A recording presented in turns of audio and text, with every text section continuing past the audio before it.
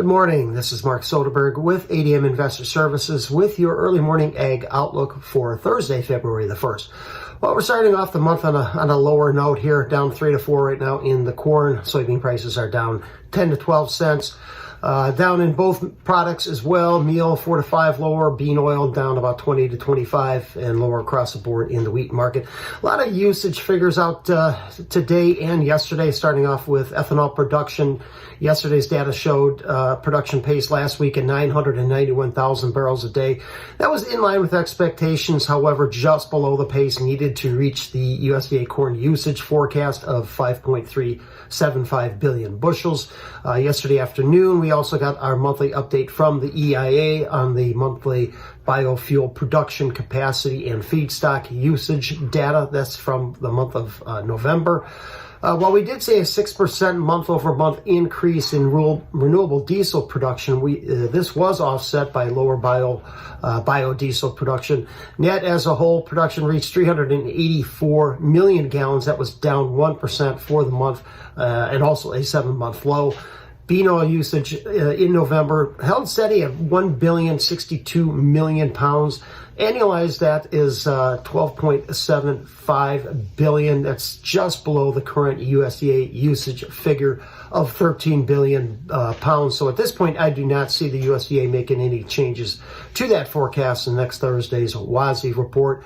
Export sales later this morning. After today's close, we'll also get a monthly update on soybean crush and corn grind data from the month of December. Soybean crush is expected to come in at a record high at about 206 million pounds, obviously up from November and up from the previous record of 201.5 million bushels, that being in October of last fall. Expectations for soybean oil stocks are to bump up about 10-11% to just under 1.8 billion pounds. That said, however, if realized, would be still down 23-24% from a year ago.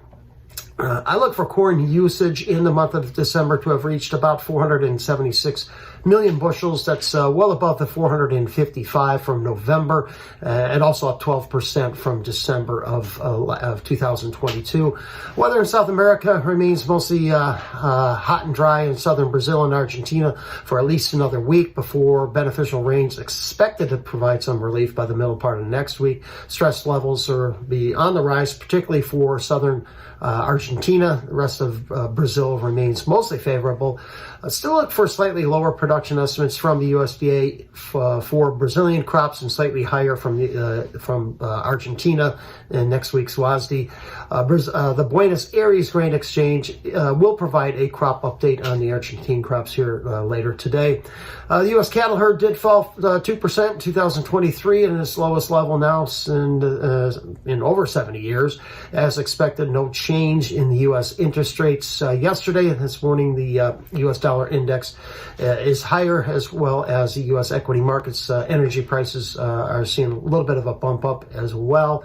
We'll see what the rest of these usage figures look like and if there's any changes to the South American weather forecast. Spot corn has been trying to rebound back up over the 450 level. So far been unable to. Funds continue to hold a sizable short in the market as open interest continues to build. And spot soybeans earlier this week did reject trade below the $12 figure. We'll see if we can continue to build on that or if that was just this is just a temporary bump up. So stay tuned. Thank you for listening, everyone. If you we'll see what the export figures, all these look like here a little bit later on, and I hope you all have a wonderful day.